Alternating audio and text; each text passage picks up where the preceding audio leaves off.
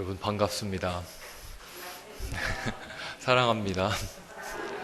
기도하겠습니다. 하나님 이 시간 임재하셔서 우리의 마음을 어루만져 주시고 또 가르쳐 주시고 일깨워 주셔서 하나님이 우리에게 주신 것 꽃처럼 실록처럼 그렇게 발현되게 하여 주시옵소서. 예수님의 이름으로 기도합니다. 예, 지난번 연회에 참석했다가 목사님 또 우리 장로님들 배웠고요. 이번 주 일정이 없어서 성함에 올 수 있다 그렇게 말씀드렸더니 목사님께서 그럼 설교해라. 그래서 이렇게 강단에 서게 됐습니다. 제가 성함에 오는 거는 좀 쉬고 싶어가지고 너무 지쳐서 또 말씀도 매일 저희가 이렇게 매주일 영상 우리 교회 홈페이지에 들어가서 영상으로 경환이랑 아내랑 같이 식탁에 앉아서 보거든요, 매번.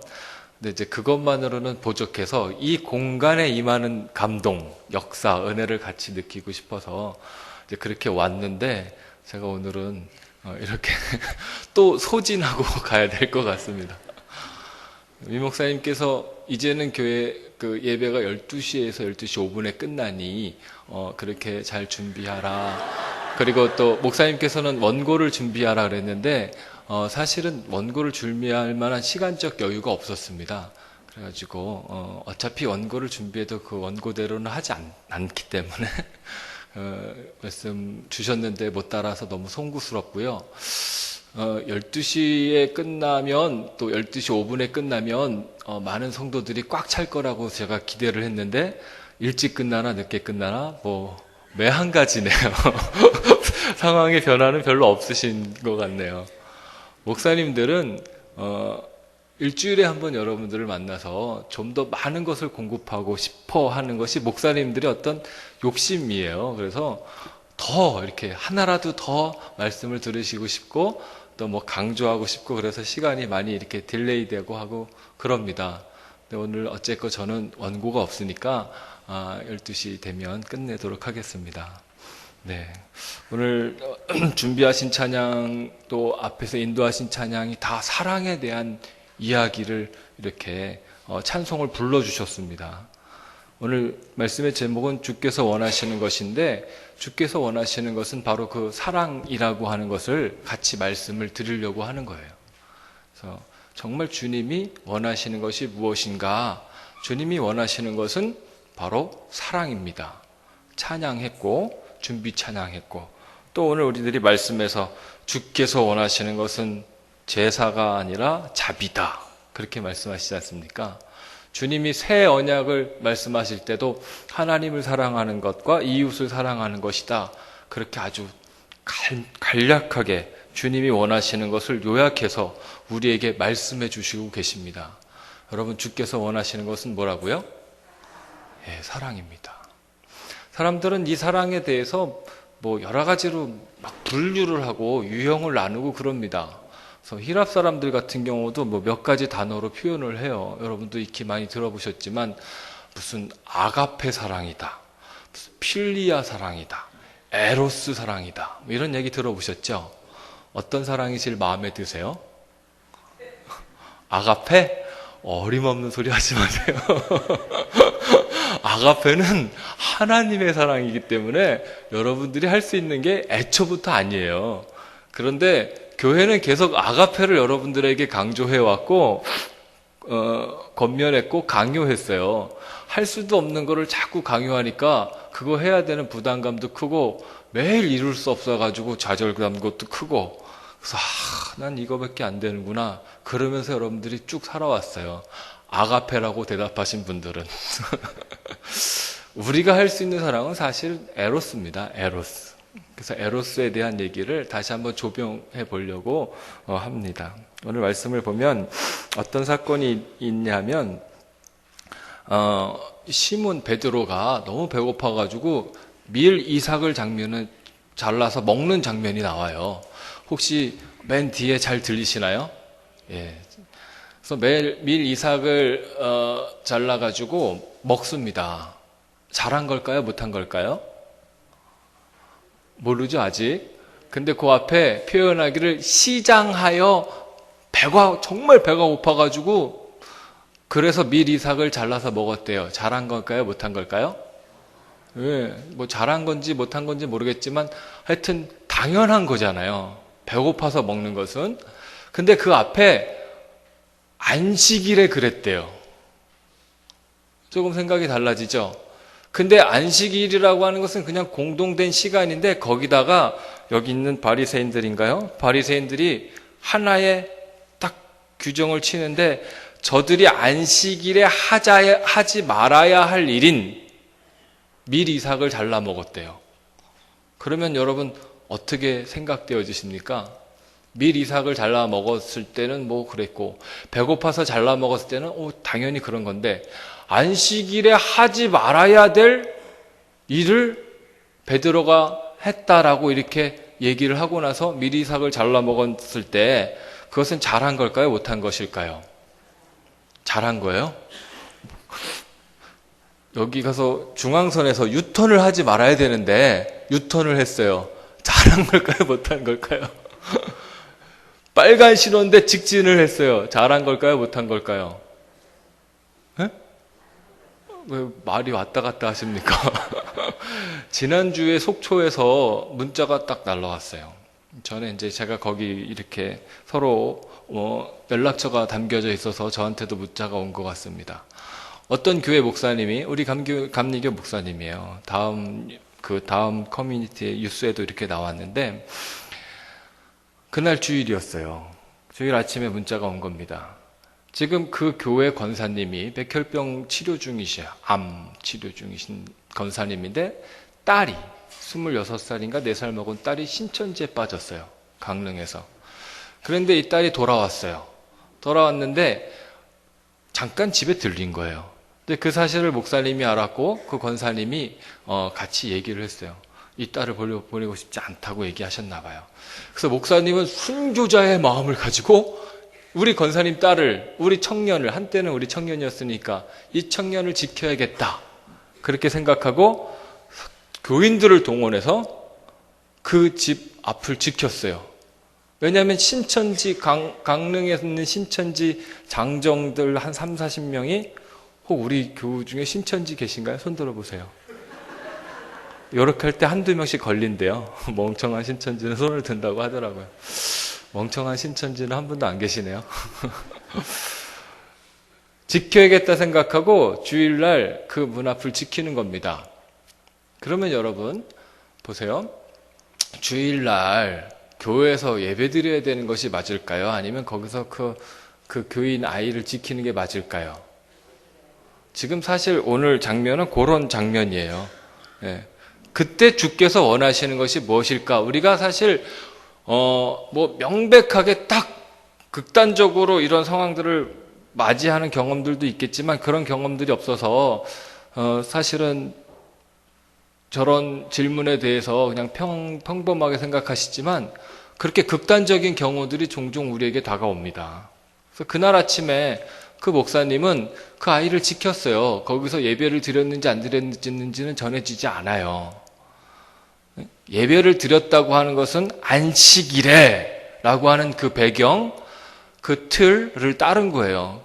거기서 지키면 되는 건데 거기서 주의를 지켜야지 하는 것은 두 개의 법이 거기서 공존하고 있는 거죠.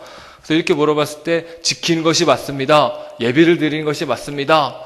또 어떤 친구는 절충해가지고 그 현장에서 지키면서 예배 드리면 되죠. 뭐 이렇게 얘기하거든요. 이 장면에서 뭔가 하나 드리고 싶은 말씀이 있는데 그것은 뭐냐면 사람들이 가지고 있는 이 보는 방식, 이거 세계관이라고 하기도 하고 또 배경이라고 말할 수도 있고 또 이걸 판이라고 얘기할 수도 있어요. 무슨 노름판 이런 판 있잖아, 판. 그러니까 이 바리새인들이 가지고 있는 배경과 판과 세계관과 그 제자가 가지고 있는 세계관과 판과 배경과 예수님이 가지고 있는 세계관과 배경과 판이 다르다는 거예요. 예. 그래서 우리가 이 종교적인 시각을 가지고 있는 이 바리새인들의 세계관을 가지고 예수님을 바라보면 둘이 서로 대립할 수밖에 없어요. 부딪힐 수밖에 없어요. 둘이 부딪히게 되면 센 놈이 이기는 거예요. 약한 놈이 죽는 거예요. 그래서 세계관도 마찬가지예요. 강력한 세계관과 그렇지 않은 세계관이 부딪히면 강력한 것이 잡아먹게 돼서 주류를 이루게 되는 겁니다. 지금 여태껏 이 유대인 사회의 주류로 내려왔던 율법이라고 하는 이 강력한 판, 배경, 이 세계관이 지금 여기 갑자기 그것을 막 넘어서서 그 경계를 넘어서서 갑자기 빨간불인데 집진을 하고 주일인데 가가지고 성도를 지키고 있고 그런 일들이 이제 일어나고 있는 거예요. 그래서 이러한 일들을 보면서 우리가 사실 혼돈스러워야 되는데 사실은 우리는 이미 익히 이것을 봐왔기 때문에 그렇게 혼돈스럽지도 않죠. 근데 사실 오늘 이 말씀은 판을 바꾸라, 배경을 바꿔라, 가치관을 바꿔라, 이제 그런 메시지도 같이 드리려고 하는 겁니다. 여러분들이 그동안 치고 있었던 이 배경, 안식일에는 반드시 예배를 드려야 돼, 주일에는 반드시 목숨 걸고 예배를 드려야 돼, 그런 것들을 우리가 가지고 있는 배경이었잖아요. 근데 그 배경에 대해서 주님이 말씀하시는 거예요. 야, 난 제사 원하는 게 아니야. 내가 본질적으로 주일날 원하는 것은 이 제사, 안식일을 목숨처럼 지키는 거 이런 거 원하는 게 아니야. 내가 원하는 것은 자비야. 너희가 서로 사랑하여라 그런 찬양 했잖아요. 내가 정말 원하는 것은 이 사랑이라고 하는 배경을, 그 가치관을, 그 판을 너희가 깔고 갔으면 좋겠어. 이런 말씀 주님이 오늘 이 말씀에서 하는 겁니다. 그래서 여러분, 봄날이 되면 왠지 그 집안을 바꾸고 싶잖아요. 커튼도 바꾸고 싶고, 이불도 바꾸고 싶고, 옷도 탁 봄 오면 서로 바꾸고 싶잖아요. 그 배경을 바꾸고 싶은 어떤 욕망이거든요. 그래서 여러분들이 오늘 이 말씀, 오늘 하루 가운데 조금이나마 내 삶의, 내 존재의 어떤 배경이 바뀌면 좋겠다. 그런 바람을 가지고 있습니다. 그래서 안식일날 그 사람들이 그렇게 얘기를 했더니 바리새인들이 그런 일들을 벌였더니 바리새인들이 난리를 쳤어요. 난리를 치니까 주님이 내가 원하는 것은 그런 게 아니야. 하나님이 원하시는 것은 그런 것이 아니야. 이제 그런 말씀을 하시는 겁니다. 그러면서 몇 가지 말씀을 하셔요. 나는 성전에서는 당연히 안식하시는 것이다. 안식일의 주인은 바로 나다. 이런 말씀, 강력한 말씀이시죠. 주께서 원하시는 것은 자비다. 근데 이것이 이미 율법이라는 판을 깔고 있는 유대인들과 바리새인들에게는 전혀 먹히지가 않아요. 결국 그가 안식일을 범함으로 그들에 의해서 죽고 맙니다. 그 권력에 의해서 처형당하고 맙니다. 그러나 나중에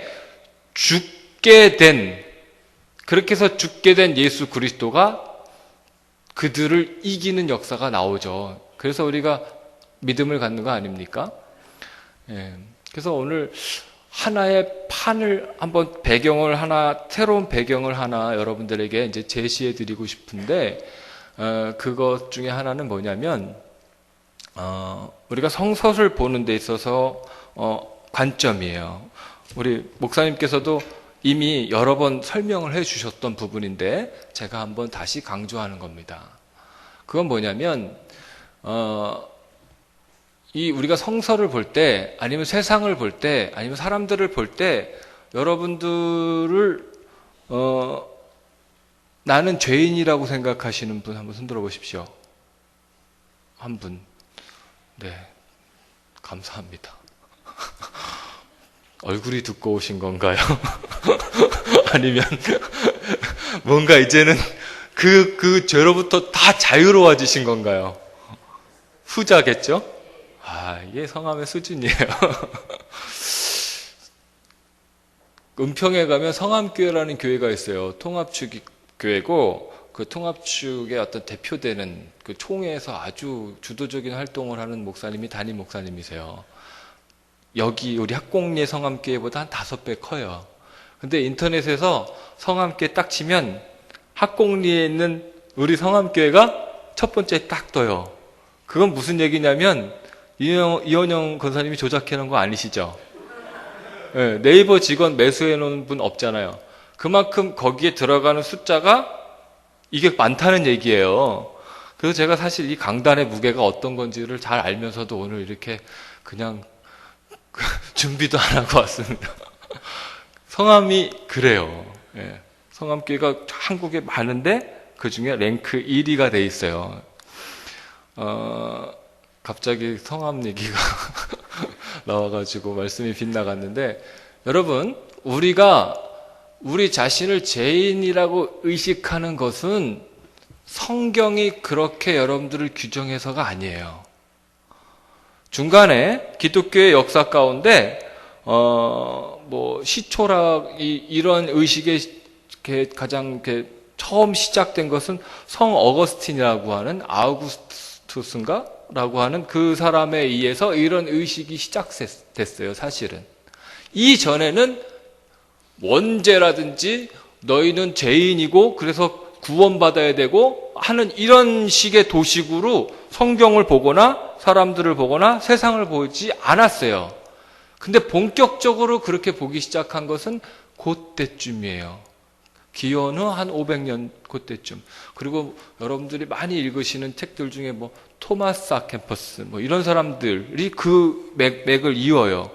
그리고 정말 금욕적으로 살고자 했던 사람들이 또 그 맥을 이어요. 중세에 기독교가 국교화되면서 또 이 기독교가 나라에 통치하는 이념이 되면서 사람들을 이렇게 그 규정하고 사람들을 다스리고 하는 그런 통치 규범이 돼요, 기독교가.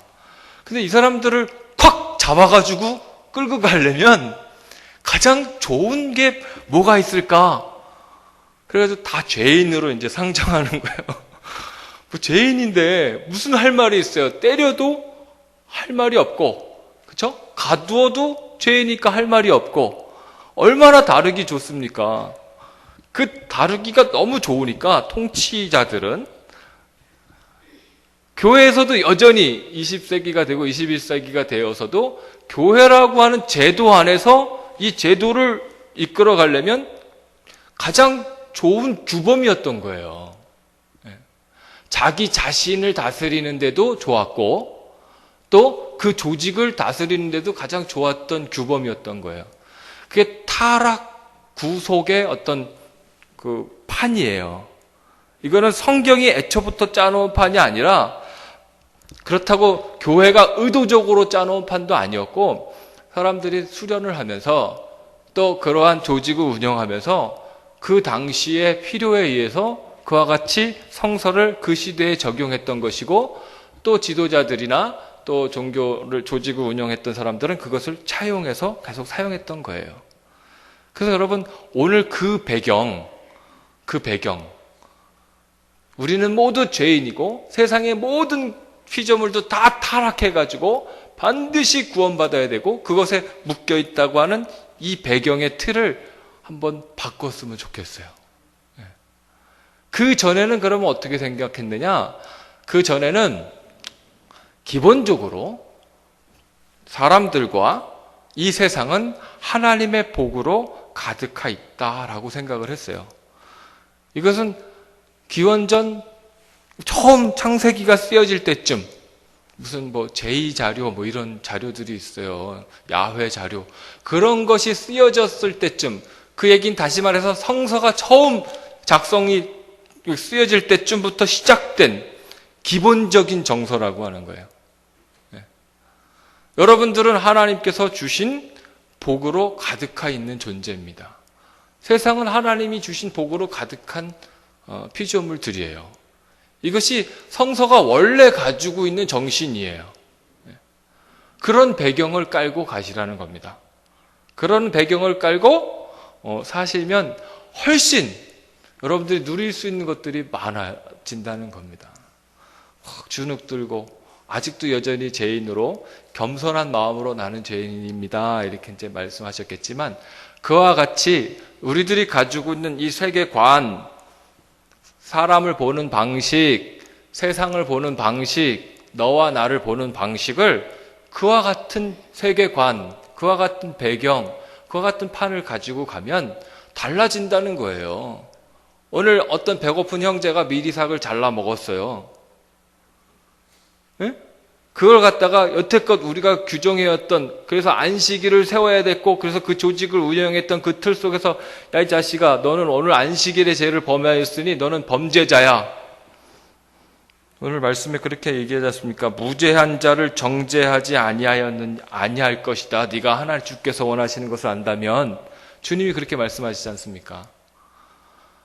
주님이 주께서 원하시는 것을 안다면, 미리삭 잘라 먹었다고 저놈을 범죄자라고 그렇게 규정하는 일은 없다는 거예요.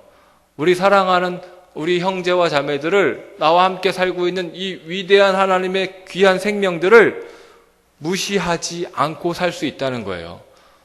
자기 자신뿐만 아니라 함께 살아가는 그들을 정말 존엄하게 존중하고 살 수 있다는 거예요. 주님이 지금 너희들이 가지고 있는 그 잘못된 판 가지고, 니네들이 만든 거 가지고 내 제자를, 하나님의 그 복된 피조물들을 범죄했다고, 범죄자로 그렇게 몰아세우는 일 이제 그만해라. 판을 좀 바꿔라. 그렇게 말씀하시는 겁니다.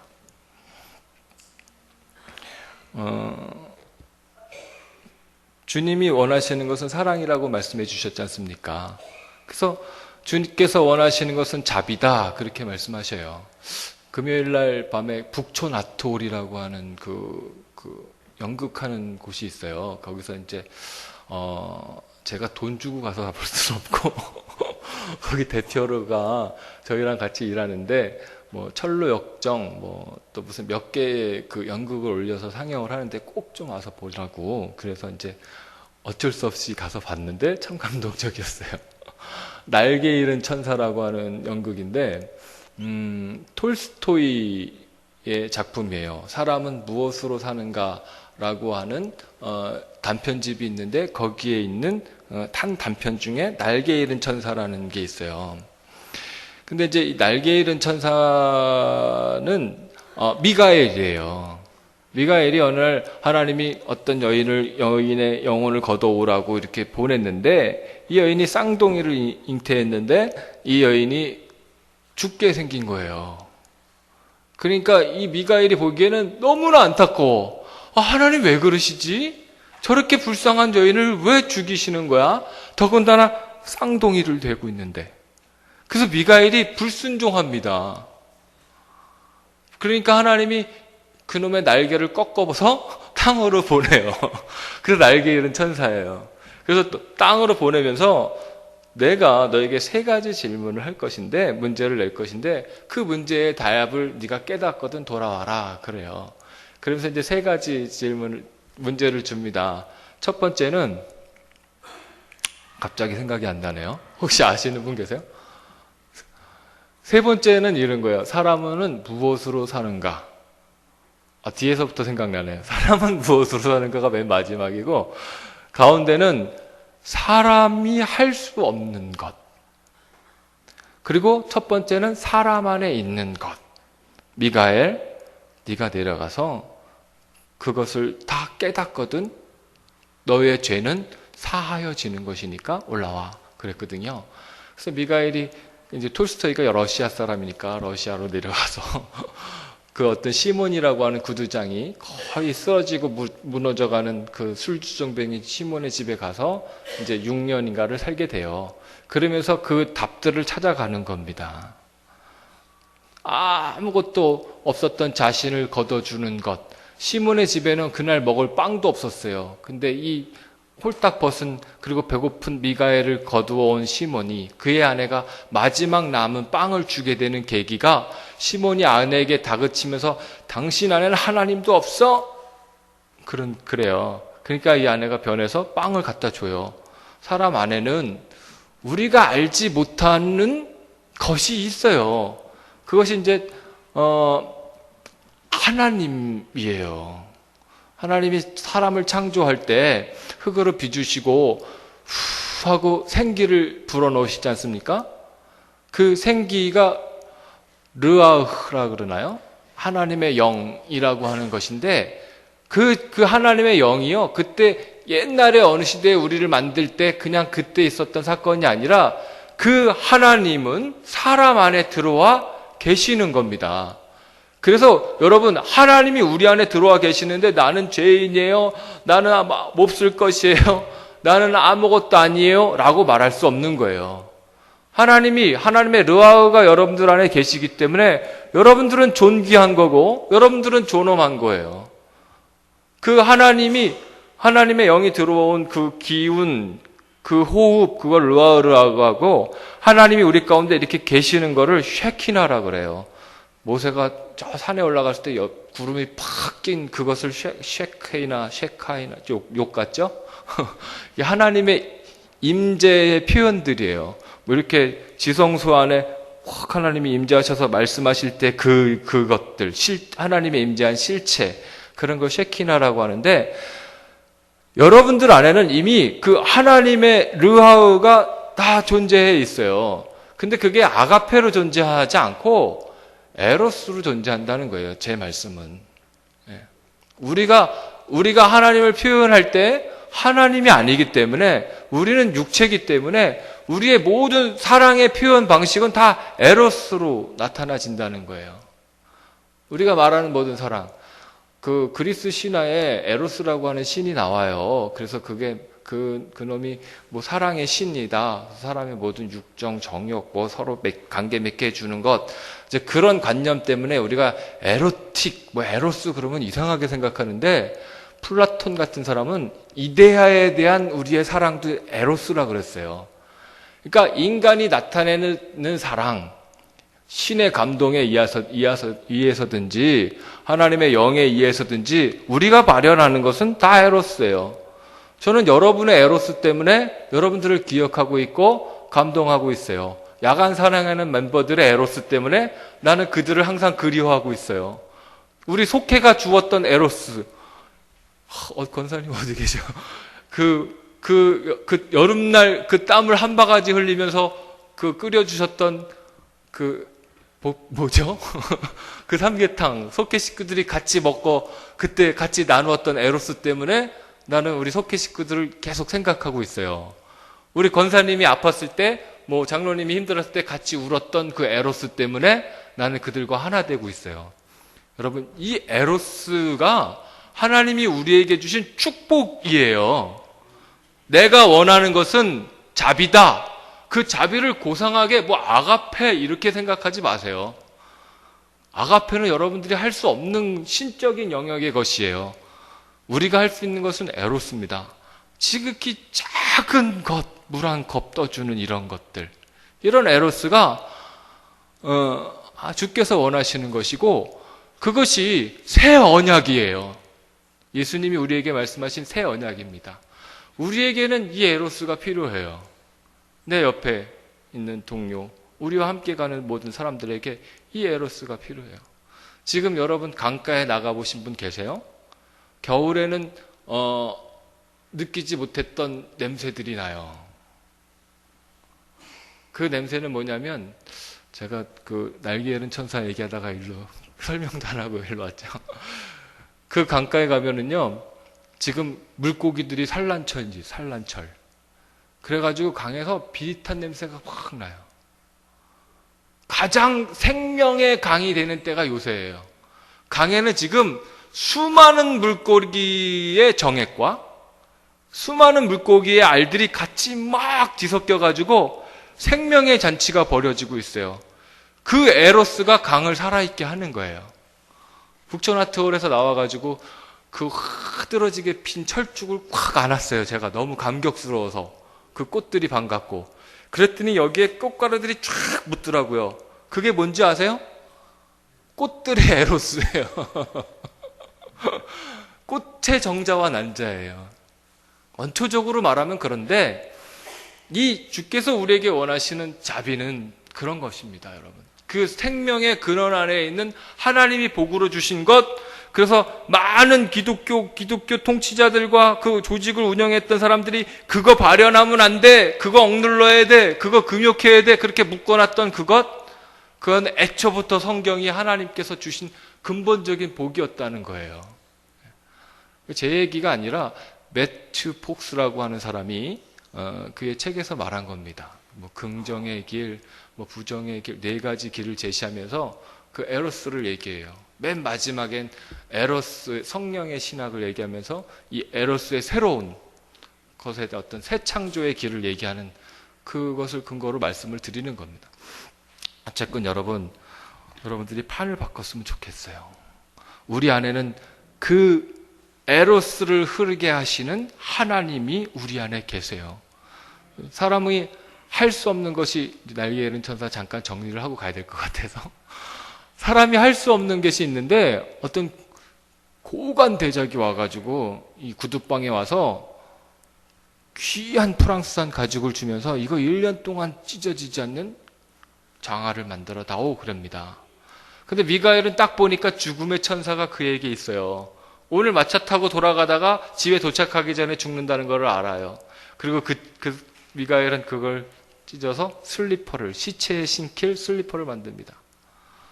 사람이 할 수 없는 것은 미래를 알 수 없대요. 이것에 대해서는 여러분들이 좀 더 생각하시길 바라고, 그러면 사람은 무엇으로 사는가에 대한 거치입니다.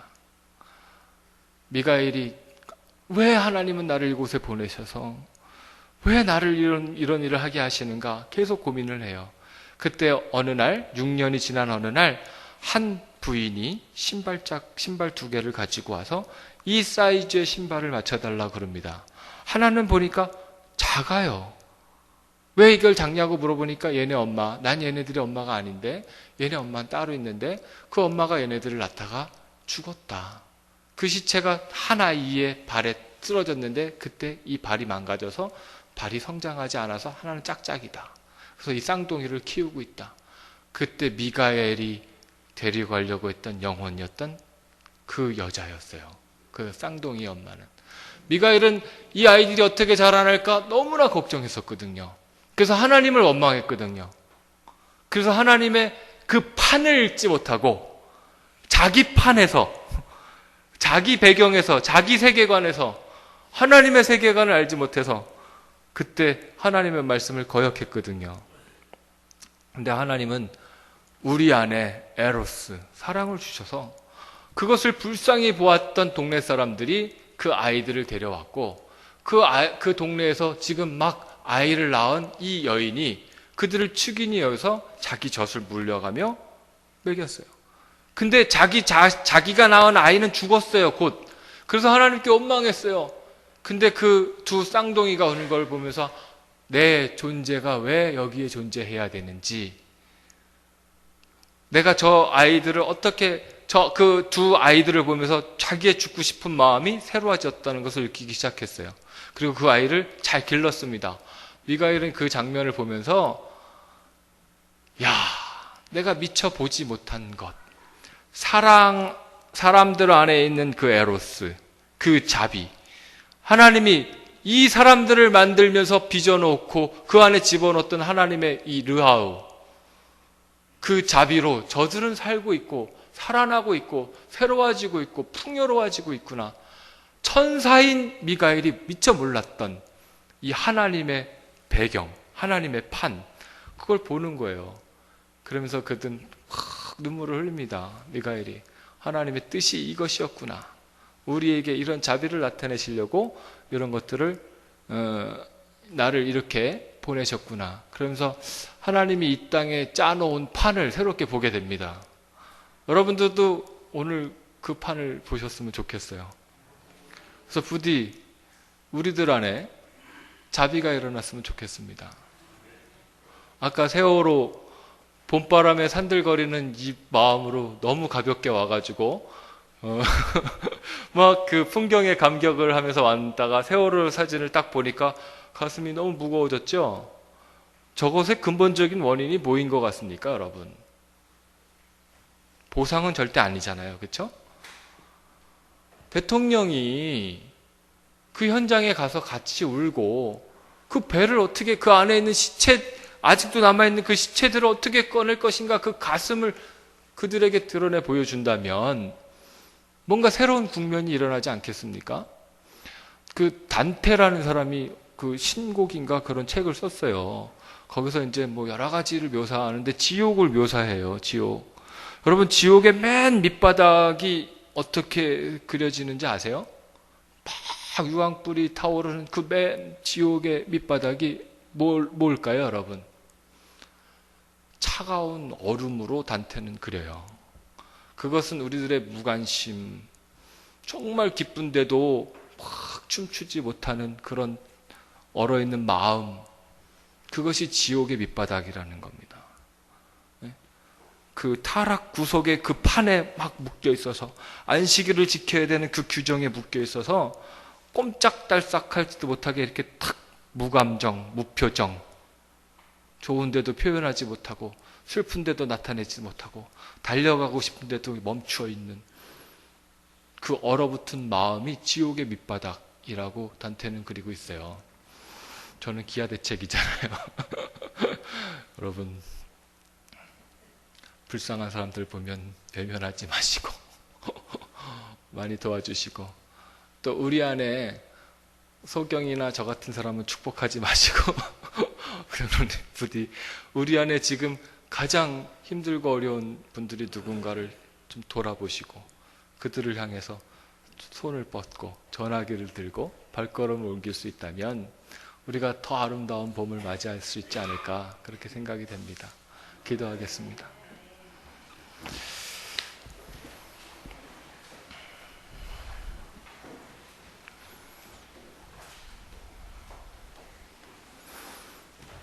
주님, 이 봄에 주님의 창조의 아름다움을 봅니다. 가슴 깊은 곳에서 주님의 그 창조를 찬양합니다. 감사합니다. 오늘 우리 안에 있는 하나님의 영, 하나님의 르하우, 우리로 그것으로 작동하게 하는 그 에로스, 그 자비를 일깨워 주셔서 얼어붙은 땅, 얼어붙은 시간, 얼어붙은 공간, 얼어붙은 가슴 가운데 나아가 예수님이 우리를 촉발했던 것처럼 우리가 그 어둠을 촉발하게 해 주시옵소서. 그 무표정과 차가움을 촉발하게 하여 주시옵소서. 어두운 방 안에 들어가서 스위치를 하나 키는 그 순간에 모든 분위기와 배경과 플롯이 바뀌는 것처럼 오늘 내 존재 안에서, 또 우리 가정 안에서, 우리가 속한 공동체 안에서 우리가 그처럼, 주님처럼, 이 성암교회가 이 지역에서 나타내는 그 일처럼 촉발자들이 되어 세상을, 또 이 시간을 밝게 아름답게 빛나게 하는 하나님의 귀한 제자들 되게 하여 주시옵소서. 이제는 성부, 성자, 성령 하나님의 지키심과 보호하심과 함께하심이 하나님께 예배드리는 당신의 모든 백성들 머리 위에 이제로부터 영원까지 함께하시기를 간절히 축원하옵나이다. 아멘.